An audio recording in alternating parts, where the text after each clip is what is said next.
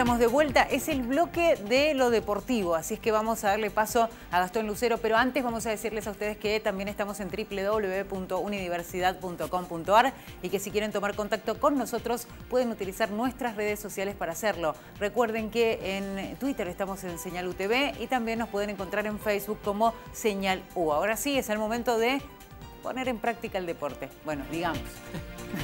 Gracias por la presentación, sí, en práctica algo así. Pero tenemos que hablar de la selección argentina porque ya estamos en vísperas del Mundial y estamos todos muy efervescentes esperando el comienzo, el 14 de junio. Argentina juega el 16, lo vamos a repetir de forma incansable hasta que se concrete el debut. Primero la apertura del Mundial y luego el debut de la selección argentina, que sigue entrenando estos 5 jugadores que mencionábamos en el día de ayer, junto con un conjunto de jugadores de las inferiores. Serían como una especie de sparring que tiene la selección argentina sub-20, sub-17 y algunos otros que también son sub-23 para acompañar a estos 5 jugadores que se encuentran entrenándose. Y la novedad fue este señor, Sergio Kun Agüero, que tuvo minutos de fútbol luego de la entrada en calor, de algunos trabajos en cuanto a lo táctico y a lo técnico.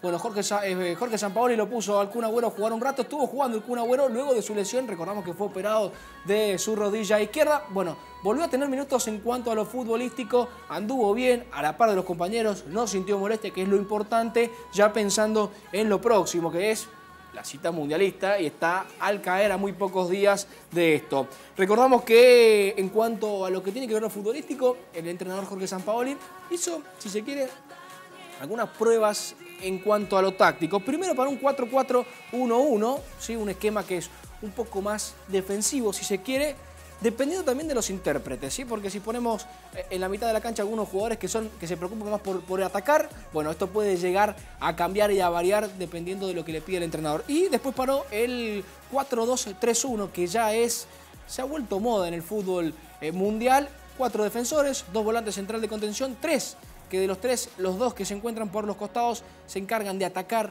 un poco más, digamos, si se quiere, y no preocuparse tanto por defender, y un solo punta. Estos son los esquemas que el entrenador Jorge Sampaoli paró en la práctica del día de hoy y que ya empieza a diagramar o a mostrar ciertos indicios del equipo que piensa en cuanto a lo táctico, de lo esquemático, y ya empieza a develarse lo que tiene que ver con los nombres que se van a conocer el día lunes. Los 23 jugadores que van a estar en la cita máxima, el resto, los 12 restantes, recordamos que habían 35 de una primera preselección, van a quedar, si se quiere, en una lista de espera, ¿sí? En el caso de que alguno de los jugadores se llegue a lesionar, tenga algún problema físico, van a estar estos jugadores de recambio para ocupar algunos de los lugares que dejen estos jugadores en el caso de que haya una lesión. En el caso de que no haya lesiones, van a ir estos 23 al Mundial, que comienza, como lo decíamos al comienzo, 14 de junio, 16 de junio para la selección argentina. Vamos a cambiar de deporte, nos vamos a ir al rugby, porque los Jaguares, la franquicia argentina, tiene partido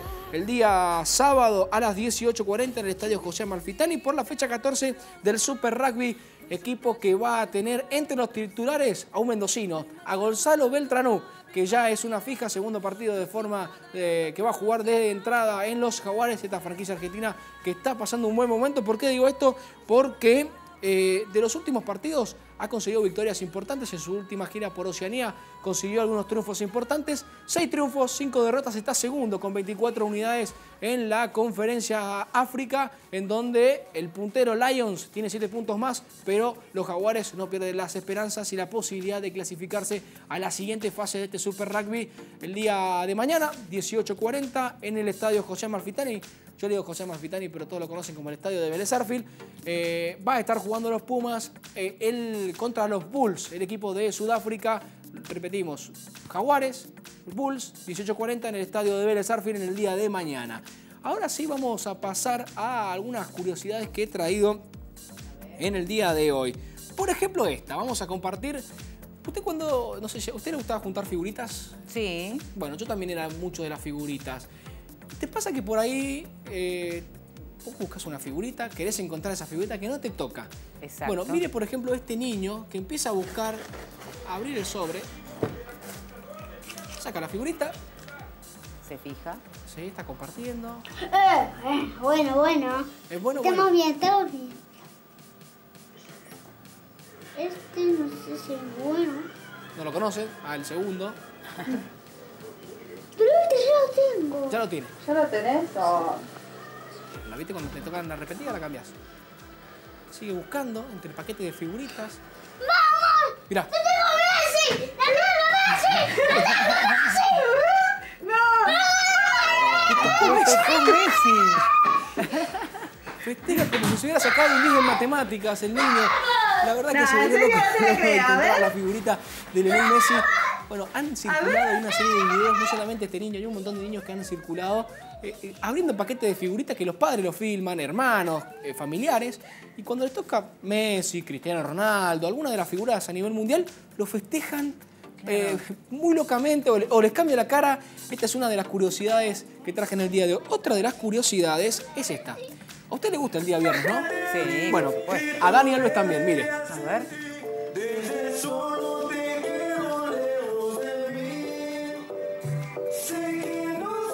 Después quiero que usted me evalúe el tono vocal y el paso que viene ahora. Mire, ahí viene.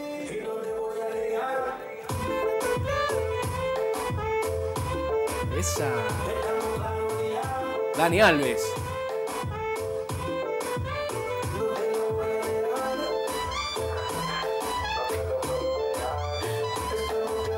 Ahí está.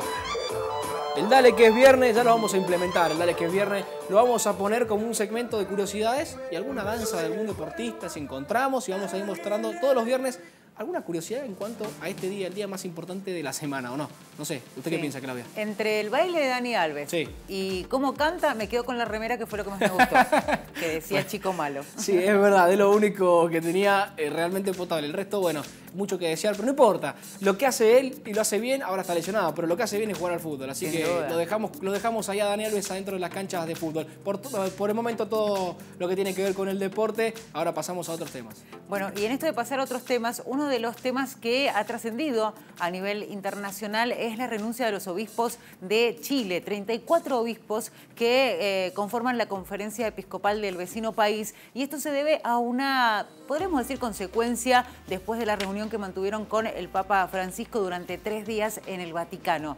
¿Qué hicieron en las últimas horas? Según la información oficial desde el arzobispado del vecino país, del episcopado, se llegó a la conclusión de que tenían que dimitir. Esto por la relación que también hay con respecto a los abusos que se han dado por parte de sacerdotes de la Iglesia Católica en el vecino país. Recordemos que hubo encubrimientos, que también durante la visita del Papa Francisco al vecino país de Chile había gente que se manifestaba y que se enojó con el Papa Francisco, incluso por las declaraciones que dio. En el comunicado, por ejemplo, Gastón, decían que agradecían la postura que había tenido el Vaticano y precisamente el Papa Francisco, sobre todo teniendo en cuenta de que había, digamos, como consecuencia sufrido algunas acusaciones y agresiones, ¿no? A través, sobre todo, de las palabras de aquellos que habían sido víctimas de los abusos. Lo cierto es que ahora viene la decisión por parte del Vaticano. Así es, vos lo decías.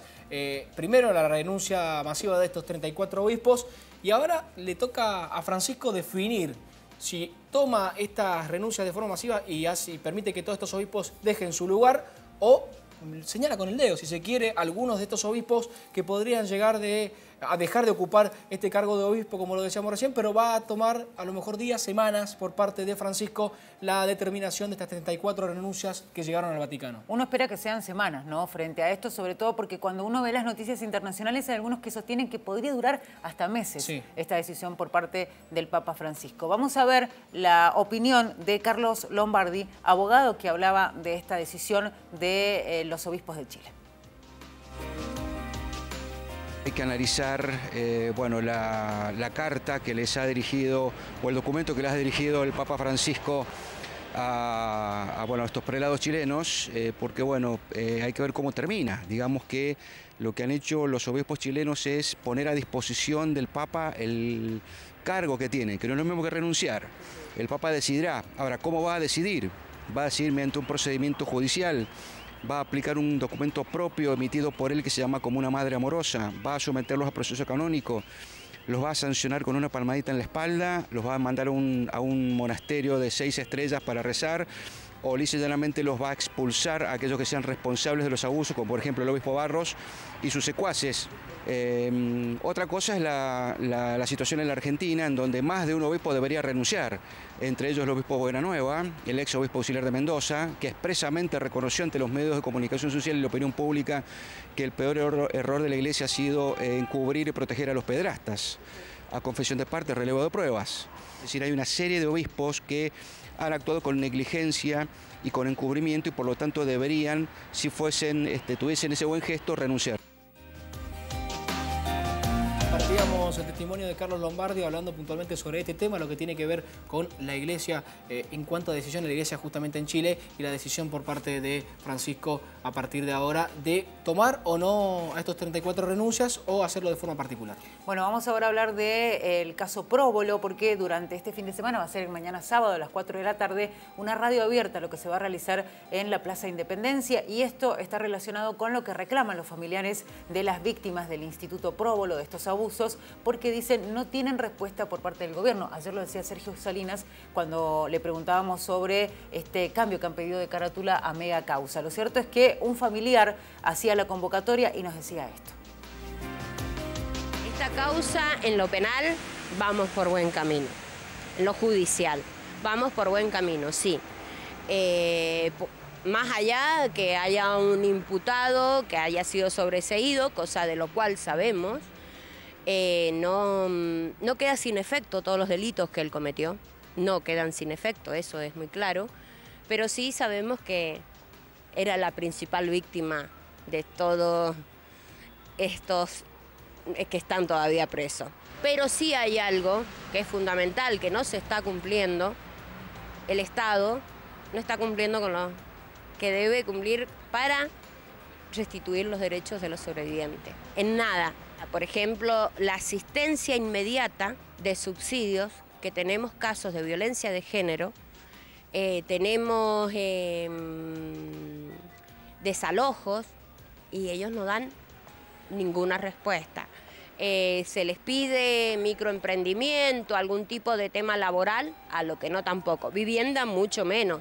Entonces, el tema médico, el tema escolar, hay muchas deficiencias. Bueno, ahí veíamos a Paola González haciendo la convocatoria y volviendo a reclamar sobre la situación que están viviendo los familiares y las víctimas del Próbolo ante la falta de asistencia por parte del Estado. Momento de compartir con ustedes otros títulos en Unidiversidad Noticias. Desde el 2016 se recibieron más de 1000 denuncias por abuso sexual. Es uno de los títulos para destacar. Silvina Monjo, directora de Programación de Prevención y Atención Integral del Maltrato Infantil, detalló que en 2016 atendieron 1009 situaciones de abuso sexual en menores en toda la provincia. Buscan que los propios menores hagan las denuncias por teléfono. El lunes ingresará en la legislatura el nuevo Código de Faltas. La noticia la confirmó el gobernador Alfredo Cornejo durante el ciclo de almuerzos de la Asociación de Ejecutivos de Mendoza. Hay muchos delitos que no se sancionan porque no aparecen en el código. También vamos a cambiar el Código de Familia en muchos aspectos, el régimen penal juvenil, ya que un número importante de esos delitos lo cometen menores de 18 años, aseguró el gobernador Alfredo Cornejo. Otro de los títulos: cayó un avión en Cuba, un avión de la aerolínea cubana de aviación con 113 personas a bordo se estrelló el viernes, poco después de despegar del Aeropuerto Internacional de La Habana.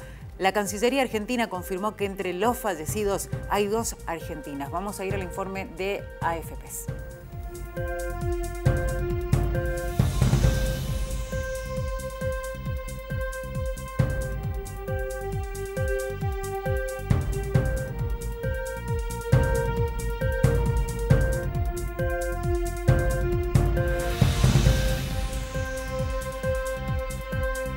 Bueno, ahí veíamos las imágenes, sí, ¿no?, de este accidente aéreo en Cuba. Uno de los informes que llegaba a través de las agencias internacionales hablaba de la columna de humo que se visualizó apenas despegaba el avión desde el aeropuerto de La Habana, situación que obviamente alarmó a los servicios de emergencia que empezaron a transitar por la zona para tratar de ver si había sobrevivientes. Así es, escalofriante las imágenes que se vivían en La Habana con la caída de este avión de Avianca lamentablemente, lo decíamos recién, 2 argentinos entre los fallecidos. Así que la verdad que es asombroso ver las imágenes y escalofriantes. Bueno, también hay que decir que, por ejemplo, el gobierno de México también emitió una alerta para que los familiares de posibles personas que viajaban en el lugar, en el avión, puedan establecer contacto para saber cuál ha sido la situación de sus familiares. Momento de ir al corte. Así es. Vamos a la pausa en Universidad Noticias, ya regresamos.